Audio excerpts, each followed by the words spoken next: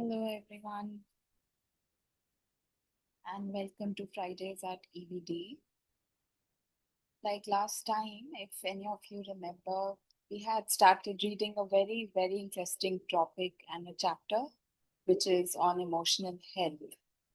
And we started unpacking these words with some of our students in the reading group and also with some of the teachers that the experience that all of you bring. It would also be great if you all please keep the spirit of that discussion even today and bring forward your ideas about emotional health as we go along the chapter. And if you have any questions, anything that you're thinking out loud, please feel free to unmute or put it on chat since this is a webinar. So you might not be, but I've put everyone as allowed to talk. So it would be lovely to hear some thoughts on emotional health.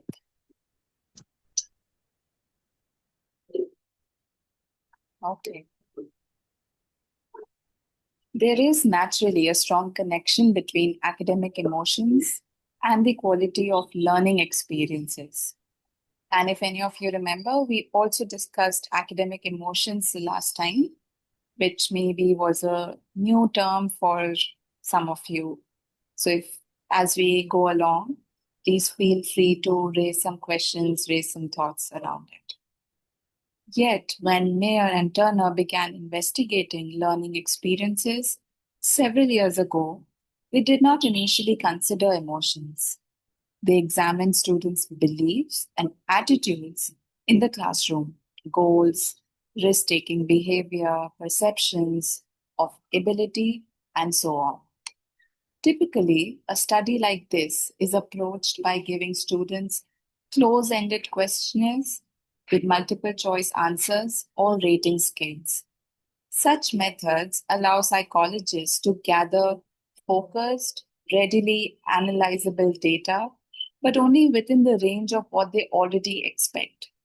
Fortunately, Mayer and Turner took a different approach. They also asked open ended questions to which the students could reply in their own words. A large part of their data was qualitative and descriptive.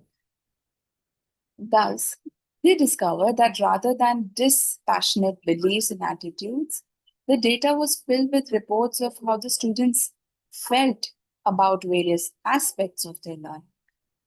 The quality of the learning experience, it seemed, was determined by feelings of fear, pride, anger, surprise, love, elation, and fun with the individual.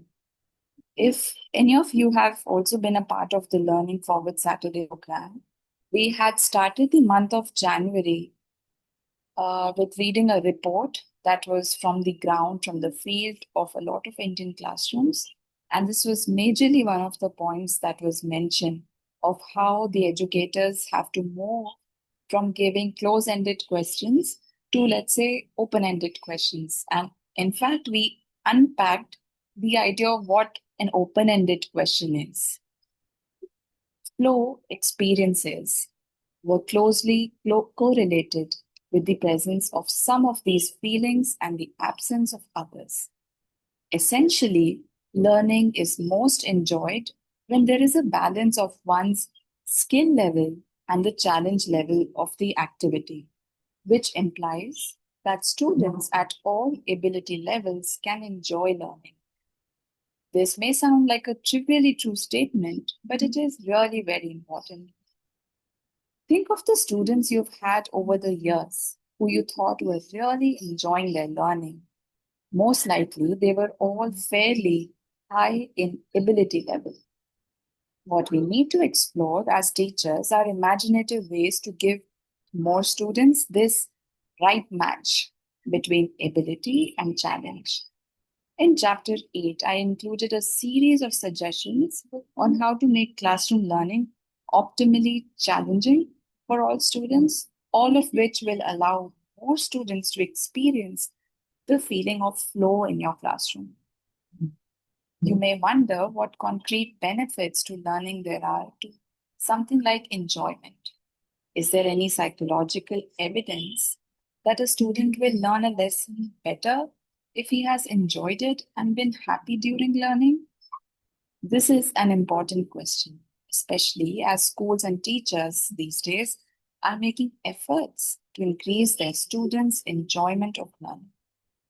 A student may go through 12 years of thoroughly enjoyable learning, but in the final analysis, one does not know whether she has learned more or better than someone who has gone through 12 years of drudgery. In fact, some educators may even argue that in replacing drudgery with joy, we are sacrificing learning. This latter argument can be easily addressed, however. But before I proceed, I would be very interested to know if any of you have any initial thoughts on what does it mean to enjoy learning and what does it mean to not enjoy learning? And do you ever question when you feel like you're enjoying learning and you question, is that really studying? Is that really learning if I'm enjoying it?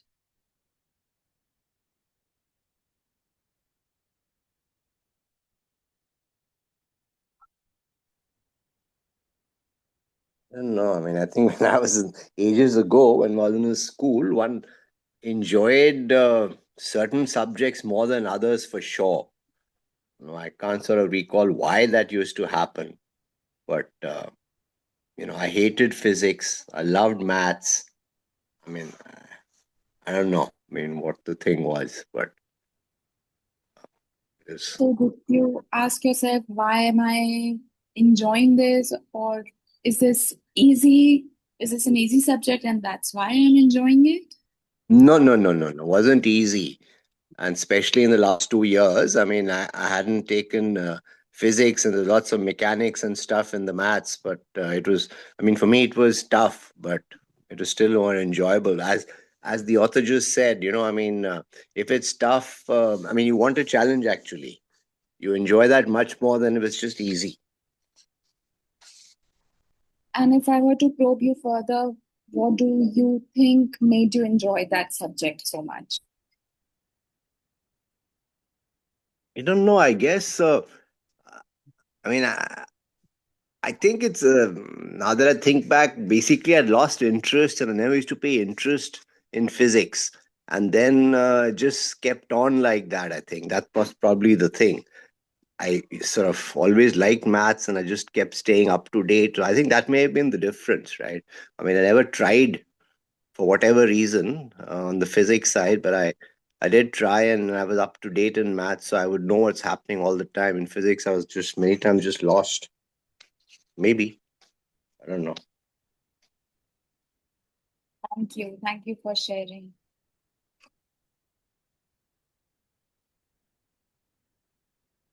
In fact, some educators may even argue that in replacing drudgery with joy, we are sacrificing learning.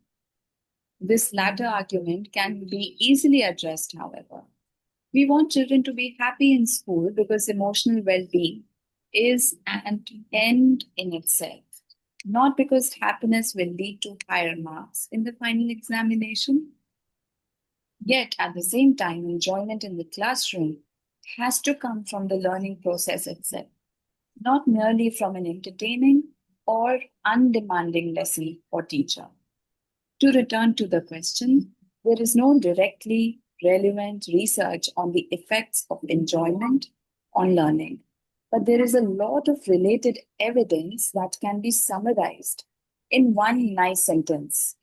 Happy states promote creative thinking in a wide variety of studies, some conducted in laboratories, some in real settings, with adults or children in social or cognitive tasks. It has been demonstrated that even mildly positive states of mind increase cognitive elaboration and flexibility, giving rise to more thoughts, both usual and unusual. I would invite Akansha and Beansha to maybe share what they think about this thought particularly. Akansha and Dinsha, do you think being happy let your creative juices flow more? Do you experience that you are able to learn more, be more creative when you are really happy inside compared to maybe when you're not? Let's say when you are undergoing a lot of stress during exams. I follow. Yeah. And even Myra, please feel free to come in and share your thoughts as well.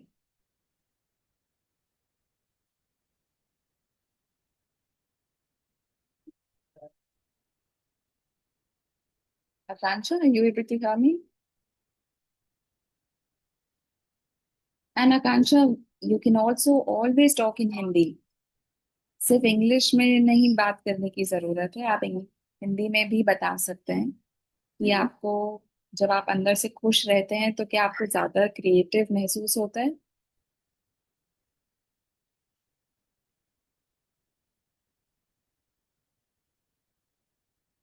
दिंशा, Myra,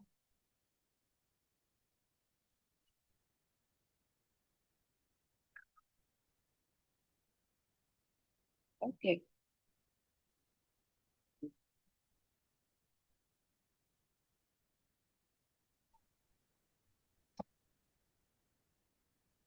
This flexibility leads to superior problem solving ability, especially on tasks that require a creative, unusual response. Two psychologists, among many others, have worked a great deal in this area of positive affect, as it is called.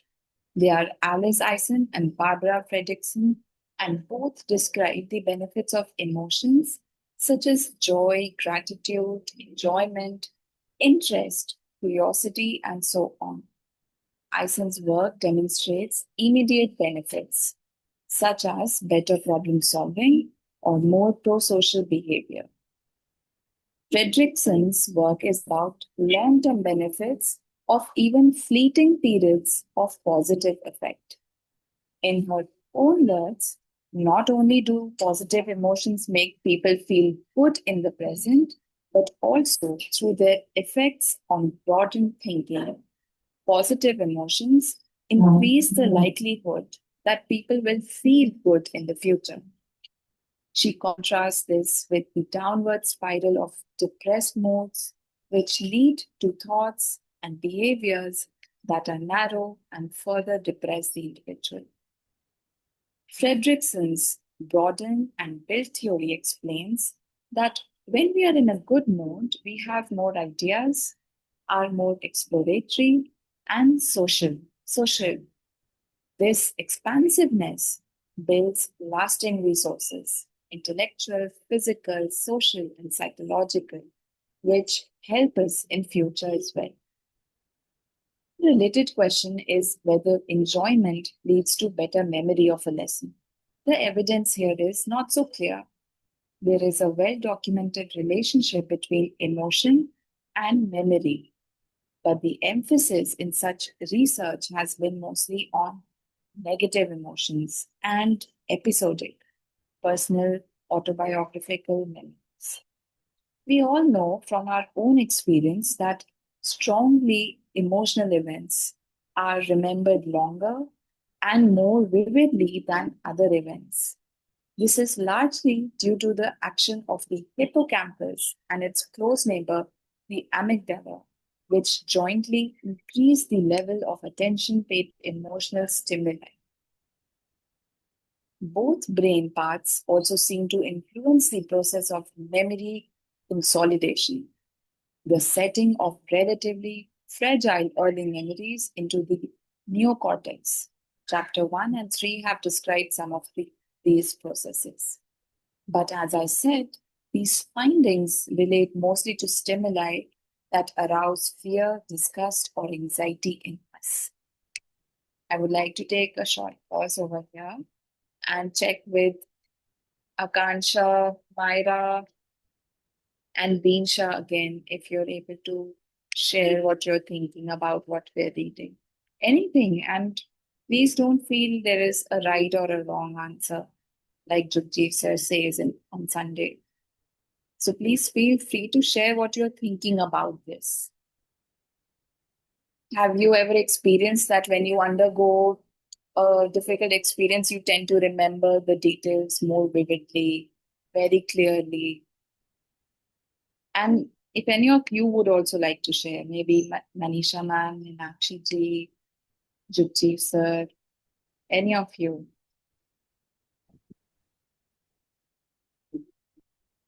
Yes, Akansha.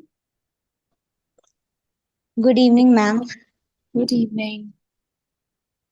Um, as you said, it's right that we learn more when we are in a happy mood, creative thoughts come, and we be more creative.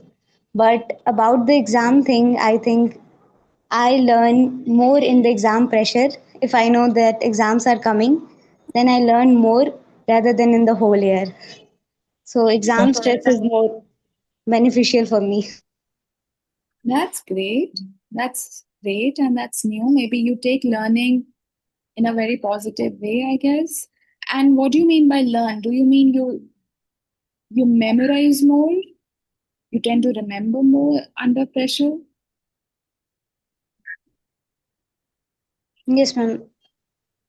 Okay, thank you. Jagjeev sir, I see that you have unmuted yourself. Were you going to say something? Yeah, yeah. The key question is what you asked. What what does learning mean? Right? I mean, we've all done this, right? Before the exam, there is pressure. You go back to your books, you're serious, and a lot of stuff you cram, right? But is that learning? I don't know. Maybe for the exams purpose, maybe. But that's the key question. What is learning? Absolutely. I didn't want to be the only one questioning this. Yes, Myra, please go ahead. Ma'am, I feel like I completely agree with Akansha, and it's not the thing that we're able to cram easier because of the like exam stress. Is it's also that there's a deadline we have, and then we have to finish all this syllabus before that, and we have no choice. So that's why we cannot get distracted. So we're less distracted and able to study more efficiently. Whereas in the whole year, we know that yeah, we just kind of procrastinate it and postpone it, that yeah, baad mein pad lenge, or we can do that later. But during the exam time, we know that we have to do this, otherwise we're not going to do good on the exams. I'm sure that Jagjeev sir and I are thinking of so many things, but I would allow Jagjeev sir and maybe even Manisha ma'am. I think she unmuted herself. Manisha ma'am, please. Yeah, I was just wondering what the girl said is all correct. So when we talk about learning, learning is like it's not about happy mood or sad mood. When you're happy you learn, or when you're sad you learn. It's like when you want to learn, it is about the occasion, it is about the time, and we learn because of the use stress. When we know that there has to be some output and you're the one who's going to give the output, else your timeline or the time, money, or whatever you have invested in certain things will go for a waste. So that particular stress lets you understand certain things, and then there is an output. So it's always input, process, and output. That's what I personally feel. Thank you. Thank you, Manisha ma'am. And actually, were you also going to unmute Yeah, yourself? yeah, yeah. Learning is more like, it's about aptitude also. Lots of children, no matter how much you teach them maths, they will never learn maths. They don't have an aptitude for maths. They find it very difficult. They find numbers very difficult. And I've come across plenty of people. Okay, they get nervous with the very thought of maths. And there are plenty who would not want to learn history at all. To them, history, even, I mean, quite a few adults they find history and even to that for that matter, civics quite difficult and history most difficult. They don't have an aptitude towards it, and I mean, they feel it is all unnecessary. Now the moment you start thinking it's unnecessary, obviously you will not learn. And as far as examination stress is concerned, yes, what the girls are saying is true, that they have a deadline, so they have to cover up the syllabus. But it is not necessary just that if you cover up your syllabus in a jiffy, you know everything. Okay, there will be parts which you may not have understood, and that you might not realize at that point of time. You may realize it much later when you actually understand the thing. I agree. Yeah. Thank you for sharing, everyone. These are very interesting thoughts, and I think there is no thought superior than the other, but more like right now, that's more like your reality. And I'm really happy to hear all of your thoughts on this. So this thing what Meenakshi said on aptitude. Okay, now let me tell you part two of my physics story. Okay, I think I also said the same thing to myself, and I made myself believe it. But I don't think it's true today. I think if I had tried, I would have learned it. Okay, I think I just didn't try, and I think there are a lot of people because there is initial struggle. That struggle is actually good.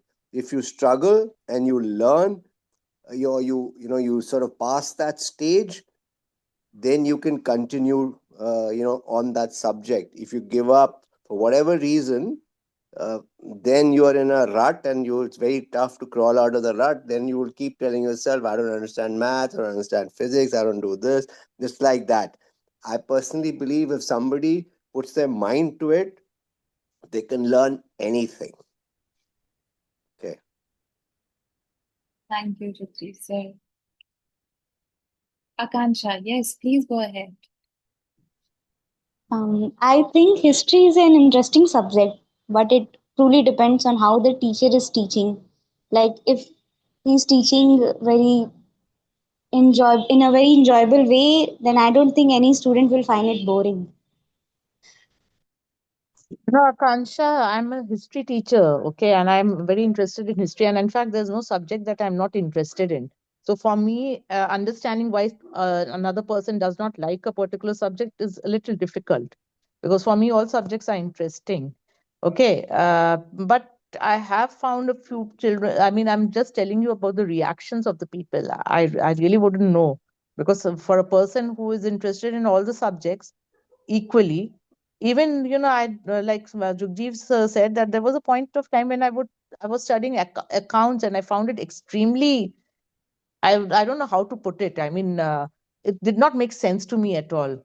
Okay, so but now it is not so difficult for me, even though those format and all, okay, they have rules, but at that point of time I did not like their rules. I found that rules to be very silly sort of thing. Okay, so it all depends. I personally wouldn't find any problem with any subject. So the same it is with you. History is not boring. It is very interesting, and it depends on your interest as well, and other way teachers teach it as well, right? So both the things. Thank you, Meenakshi ji. Thanks, Akansha. This brings us to the effects of negative emotions on learning. And here we can look at academic anxiety, which is rather commonly reported among students all over the world. Research on test anxiety over the decades has consistently shown how destructive this emotion can be, both for test performance as well as for overall well being. Test anxiety reduces precious resources of working memory so that performance on complex tasks that require more of those resources suffers. Essentially, the problem is that task irrelevant and unproductive thoughts intrude upon the mind. These thoughts are limited in scope but can completely derail the process of answering a test paper. A test anxious student is likely to be preoccupied about his poor performance, wondering how others are performing and how his performance will be judged by the teacher. With all this cognitive interference, it is no wonder that he cannot perform well on the test. Early research showed that some students are more susceptible to test anxiety than others. and importantly, that they perform as well as more relaxed students under non-test conditions. The psychologist who has probably done the most work in this area is Erwin Sarason, whose research on test anxiety extended from the 1950s to the 1980s. In one of his studies, he tried to reduce test anxiety in students in one of the two ways: reassurance, don't worry, you'll do just fine, and reminders to focus on the task at hand. Concentrate all your attention on the problems, don't let yourself get distracted. Sarason found the first method was less helpful in improving test performance than the second method, that is, telling students to relax, was less effective than helping them refocus. His finding makes sense under the assumption that test anxiety is more of a cognitive distraction phenomena than a tension stress phenomenon. But tension and stress are unfortunately a large part of our students' lives. Students in India face tests and examinations at frequent intervals from a very young age, besides an almost constant pressure to perform to arbitrary standards. Indian psychiatrists have documented this mostly middle class phenomena, noting that there has been a steep rise in mental health issues and even suicides related to the fear of failure at school. But one wonders about the day to day experiences of even emotionally healthy students. A recent study allows us a glimpse into the daily lives and feelings of urban middle class 8th standard students in Chandigarh using an interesting technique called experience sampling. Suman Verma, Dipali Sharma, and Reed Larson gave 100 students an alarm watch each, which beeped at random times through the day for a week. At every beep reminder, the student was to note down several things, including where she or he was, what she was doing, whether she wished she was elsewhere, and how she was feeling on a range of scales: happy, unhappy, cheerful, irritable, and so on.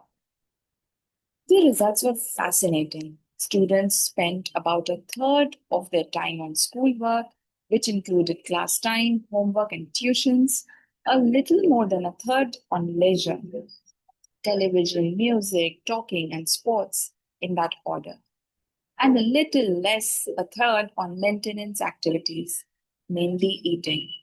But there were clear differences in their emotional states during these three times. During schoolwork activities, the students reported feeling less happy, relaxed, and excited, and more lonely, disappointed, and worried. For example, they expressed that they were very bored. I have to study, study, and study. Tired. I have been doing a lot of work at school. Irritated. I had been woken up early because of a test, and worried I was not prepared for my maths exam. The students also reported highest levels of attention to their work when they were happy, felt they had chosen the activity themselves, and did not wish themselves elsewhere. The authors conclude that the fear of punishment for not doing homework is a major source of stress among school students, and that school education needs to strike a balance between learning and positive emotional experiences. Okay. Akansha is writing on the chat saying, yes, Meenakshi ma'am, I understand your point. Not everyone likes every subject. It's like that I like history very much. Maybe it is because my interest is in learning it. Thanks, Akansha. Stress. That's an interesting image of stress. A young student is walking to school along the path through tall grass. Suddenly, without warning, a tiger leaps onto the path in front of him and stands there, growling and smacking its lips. The boy immediately freezes, as unknown even to himself, his body has with lightning speed readied itself to either fight this danger or flee from it. The moment the threat is perceived, a hormone called adrenaline is released in large amounts through his bloodstream. This has the effect of making more oxygen rich blood available to the muscles that will help him survive the menacing tiger, and diverting blood away from non essential systems such as digestion. In the brain, neural networks of heightened attention and focus are activated. At the same time, a second and somewhat slower reaction is initiated in the boy's body. A hormone called cortisol enters the bloodstream to release energy from fat and muscle stores. This process is meant to replace what was used up by the first energy intensive reaction. And thus, the second reaction can be seen as helping the body recover from the first reaction after the danger has passed. Meanwhile, in the brain, elevated levels of blood cortisol are picked up by receptors, especially sensitive to cortisol. And these receptors happen to be concentrated in our old friend, the hippocampus.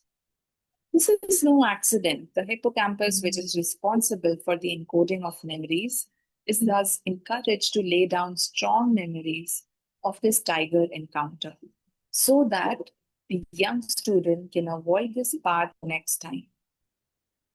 Finally, when cortisol levels reach a certain amount in the blood, the brain switches off the production system like a thermostat, and everything returns to normal.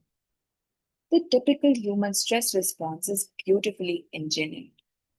But of course, few students today are going to encounter a tiger on the way to school.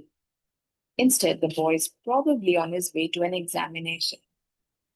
Or perhaps because he did not complete his homework the previous evening, he is on his way to a scolding and a punishment. I have an interesting question to ask everyone here at this point. Would any of you, or even many of you, if would like to share any memory of being either scolded or being punished by a teacher or by your parent for not doing homework or getting less marks on an exam? Would love to hear some memories. I'm sure they're not most pleasant ones, but it's pertinent to what we're discussing. And if any of you would feel comfortable enough to share. Yeah, we used to have a punishment called detention in school. Detention meant that instead of going to see the movie on Saturday night, uh, you had to go to a room and do some work. And I mean, once in school, we had homework, and I just clean forgot. And only the next when we went to class and the teacher asked, and I said, "Oh my God, I just clean forgot." And it was genuine. I just forgot it. It's not that I remembered and I didn't do it. The teacher wasn't. He wasn't impressed at all. He sent me for detention. That was the only detention in my school life. But yeah, I just felt terrible because it seemed to me like if you genuinely forgot, like it's okay. It's not such a uh, it's not such a criminal offense to get detention and miss my Saturday movie, but that uh, teacher didn't think so. And that teacher later became my housemaster. And I think he also changed significantly in those years that I was in school. Uh, and I have utmost respect for him. And there are many other incidents with him, which I mentioned in Sunday school earlier. But yeah, so that's what happened when I got detention, my only detention in school. Wow, lucky you to have gotten only one. But thank you for sharing. Would anyone else like to share their incident of being punished or being scolded? Not really punished, but that was always hanging on our head that in case we did not do well, I live with my parents. My parents would definitely scold me. Okay, but not really that it had happened ever. There were times when I did not do that well either.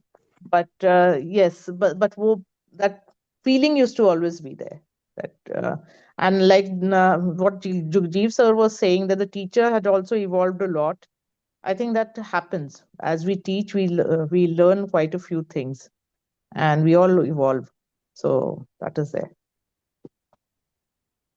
I must let everyone know that Meenakshi ji did not get scolded because she shared in our last reading session that she was a very, very bright student. No, I wouldn't say so. There were times when I did not get good marks, like I said just now. But then, I mean, the fear was there rather than the scolding. That is what. Thank you. Thank you for sharing. Would anyone else like to share? Akansha, have you never been scolded, been punished? What about Deensha and Myra?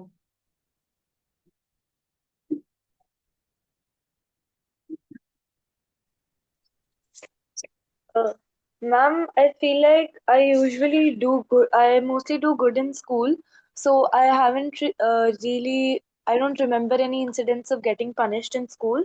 But at home, I do sometimes get scolded for getting bad marks, especially because my mom expects like a lot from me, and sometimes when I don't do as well, she scolds me.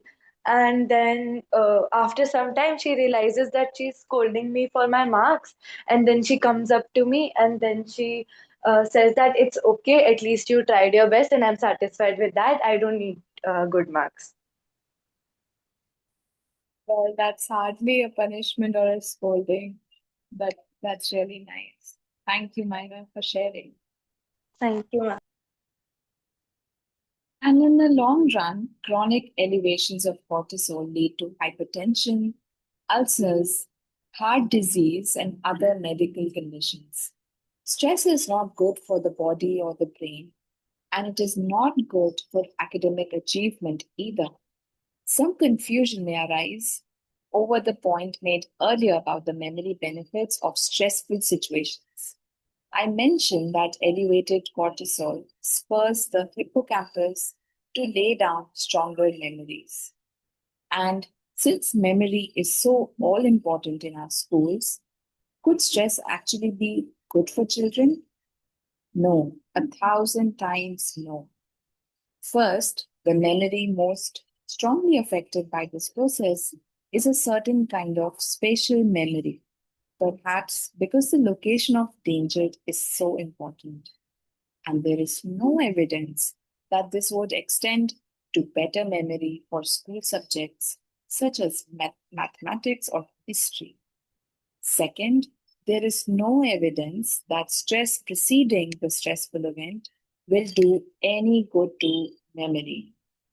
Elevated cortisol leads to enhanced memory to help you avoid danger the next time you are in a similar situation. But in situations where anticipation causes stress, cortisol doesn't help much. How can you better remember the future? Third, and most important, research on the developing brain has recently shown that stress and the concomitant high levels of cortisol actually destroy crucial neurons in the hippocampus, thus impairing memory and learning ability in the long term. Academic situations are not the only source of stress and anxiety in students. Equally painful is the social stress of being rejected by one's peers or the stress of witnessing conflict between one's parents, for example.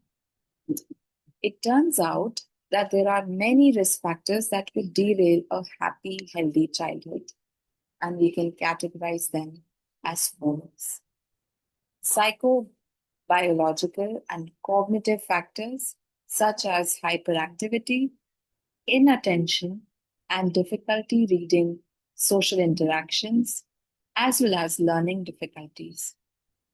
Family difficulties to do with harsh discipline or problematic relationships. Ecological factors such as dangerous neighborhoods and an antisocial peer group. Problematic peer relations such as bullying and rejection. School practices such as competitive classroom environments, corporal punishment, and constant comparative evaluation.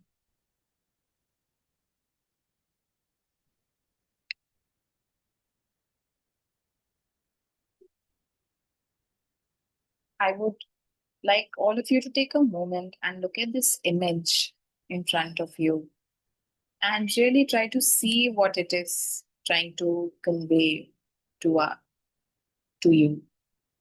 Think of this person. Are you able to see what is happening to this person, to this child? Take a moment and actually look into it. Imagine what's happening here.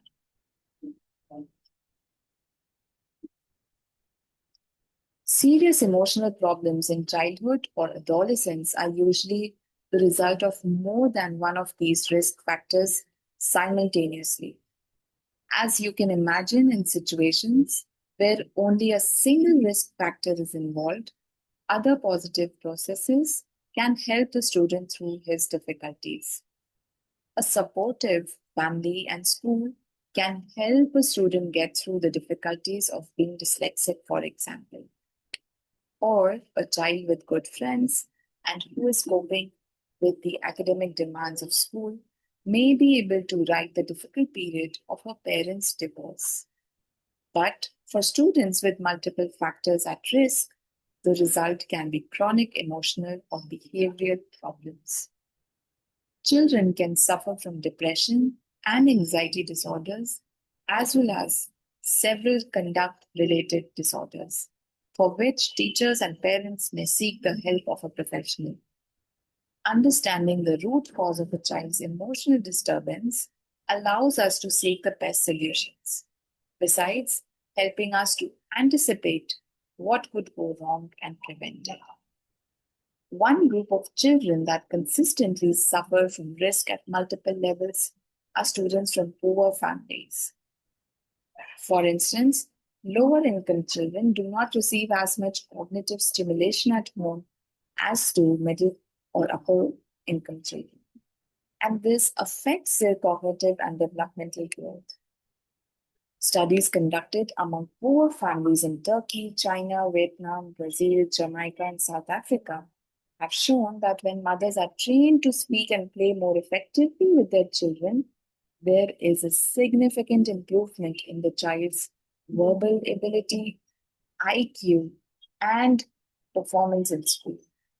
Children in poverty also experience stressful life events and daily problems to a far greater degree than other children, and therefore might be expected to have more emotional difficulties as well. Since we are nearing an end, this is a great point for me to pause and maybe invite Akansha and Minakshi ji to share our work with Jaabaz Kishori and also Deensha. And what we are reading here seems pertinent.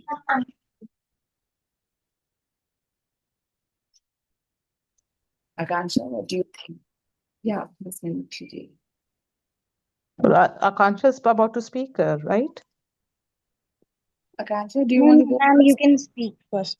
Oh, Okay, so it's not about just Jaabaz Kishori. I'm working in this over here, a place called Banjarjour. And of course, it does affect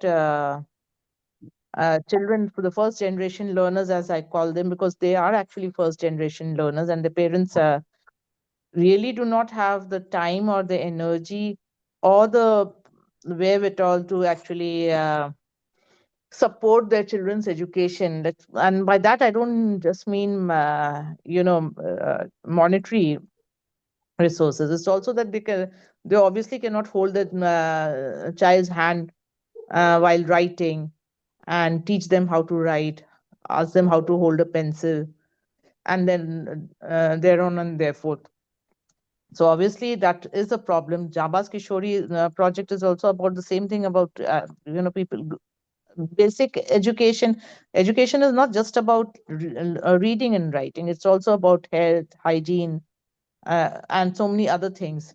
So those things also they are not really aware of. So yeah, it does affect them.